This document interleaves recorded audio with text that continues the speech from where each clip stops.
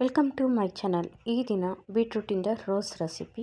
ಬೇಕಾಗುವ ಪದಾರ್ಥ ಬೀಟ್ರೂಟು, ಅದನ್ನು ತುರಿದಿಟ್ಟಿದ್ದೀವಿ, ನೀರು ಹಾಕಿ ಪೇಸ್ಟ್ ಮಾಡಿಟ್ಟಿದ್ದೀವಿ, ಅದನ್ನು ಸೋಸ್ಕೊಂಡಿದ್ದೀವಿ. ನೋಡಿ, ಸೋಸಿರುವ ನೀರು ಸಪ್ರೇಟ್ ಇಟ್ಕೊಳ್ಳೋಣ. ಆನಂತರ ಬೇಕಾಗುವ ಪದಾರ್ಥ 1 ಕಪ್ ಗೋಧಿ ಹಿಟ್ಟನ್ನು ತೊಗೊಳ್ಳೋಣ. ನೋಡಿ, ಪೇಪರ್ ಅವಲಕ್ಕಿ 1/4 ಕಪ್ ತೊಗೊಂಡಿದ್ದೀವಿ. ನೋಡಿ, ಈ ರೀತಿಯಾಗಿ ಇರುತ್ತೆ ಪೇಪರ್ ಅವಲಕ್ಕಿ. ನೋಡಿ, ಈ ರೀತಿಯಾಗಿ ಬೀಟ್ರೂಟ್ ಸೋಸಿಟ್ಟಿರುವ ನೀರಿದೆ, ಅದಕ್ಕೆ ನೀರು ಬಳಸೋಷ್ಟಿಲ್ಲ, ಯಾಕಂದರೆ ನಾವು ಪೇಸ್ಟ್ ಮಾಡುವಾಗೆ ನೀರು ಹಾಕಿರ್ತೀವಲ್ಲ, ಹಾಗಾಗಿ. ಪೇಪರ್ ಅವಲಕ್ಕಿ ಏನಕ್ಕೆ ಹಾಕೋದಂದರೆ ತುಂಬ ಸಾಫ್ಟಾಗಿ ಹಿಟ್ಟಿರುತ್ತೆ. ನೀವು ಚಪಾತಿ ಹಿಟ್ಟಿಗೆ ಕೂಡ ಬಳಸ್ಕೋಬೋದು. ರುಚಿಗೆ ತಕ್ಕಷ್ಟು ಉಪ್ಪನ್ನು ಬಳಸ್ಕೊಂಡಿದ್ದೀವಿ. ನೋಡಿ, ಈ ರೀತಿ ಪೇಪರ್ ಅವಲಕ್ಕಿನ ಅದರಲ್ಲಿ ಮಿಕ್ಸ್ ಮಾಡ್ಕೊಳ್ಳೋಣ.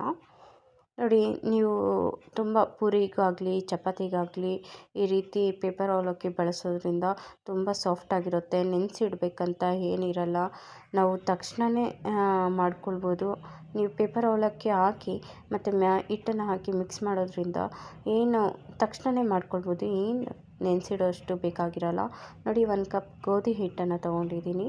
ನೋಡಿ, ಇದನ್ನು ಕೂಡ ಆ ಬೀಟ್ರೂಟ್ ನೀರಲ್ಲೇ ನಾವು ಉಪ್ಪು ಮತ್ತು ಪೇಪರ್ ಅವಲಕ್ಕಿ ಹಾಕಿ ಎರಡು ಮಿಕ್ಸ್ ಆಗಿ 1-2 ನಿಮಿಷ ಬಿಟ್ಟ ನಂತರ ನೋಡಿ ಹಿಟ್ಟನ್ನು ಹಾಕ್ಕೊಂಡು ಮಿಕ್ಸ್ ಮಾಡಿಟ್ಟಿದ್ದೀವಿ.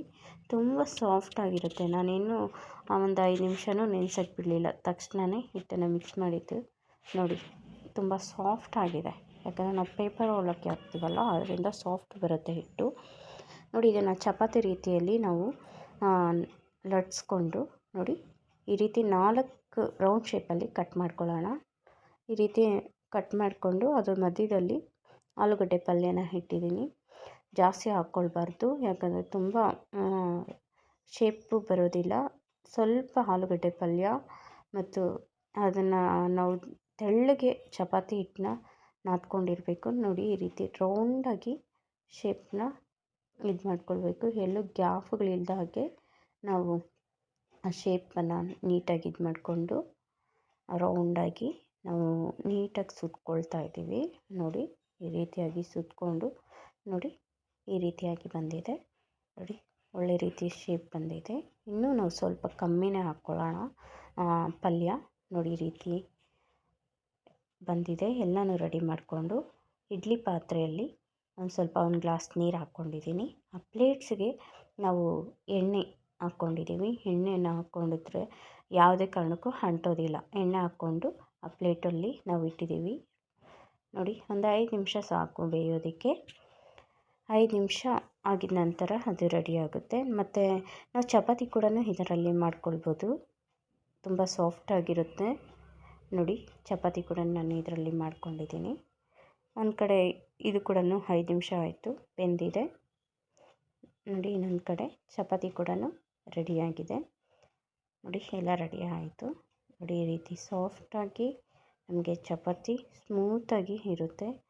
ನೋಡಿ, ಸಾಫ್ಟಾಗಿ ಮಾಡ್ಕೊಳ್ಬೋದು, ಯಾಕಂದರೆ ಪೇಪರ್ ಅವಲಕ್ಕಿ ಬಳಸಿರ್ತೀರಲ್ಲ, ಅದರಿಂದ ತುಂಬ ಸಾಫ್ಟಾಗಿರುತ್ತೆ. ನೋಡಿ, ರೋಸ್ ಕೂಡ ತುಂಬ ಸಾಫ್ಟಾಗಿ ಕೂಡ ಇದೆ. ಇದಕ್ಕೆ ನಾವು ಆಲೂಗಡ್ಡೆ ಪಲ್ಯನೇ ಬಳಸಬೇಕಂತಿಲ್ಲ, ನಾವು ಮೊಟ್ಟೆ ಪಲ್ಯ ಕೂಡ ಬಳಸ್ಕೋಬೋದು. ನಾನು ಯಾಕಂದರೆ ಮಕ್ಕಳಿಗೆ ಸ್ಕೂಲಿಗೆ ಕಳ್ಸೋಂಗಿಲ್ಲ, ಹಾಗಾಗಿ ನಾನು ಆಲೂಗಡ್ಡೆ ಪಲ್ಯನ ಬಳಸಿದ್ದೀನಿ. ಈ ರೀತಿ ನೀವು ಒಮ್ಮೆ ಮಾಡಿ ನೋಡಿ, ತುಂಬ ಟೇಸ್ಟಿಯಾಗಿರುತ್ತೆ. ಎಲ್ಲದಕ್ಕೂ ನೀವು ಪೇಪರ್ ಅವಲಕ್ಕಿ ಗೋಧಿ ಹಿಟ್ಟಿಗೆ ಬಳಸ್ಕೋಬೋದು. ಒಂದು ಸತಿ ಚೆನ್ನಾಗಿದೆ ಕಾಮೆಂಟ್ ಮಾಡಿ. Thank you.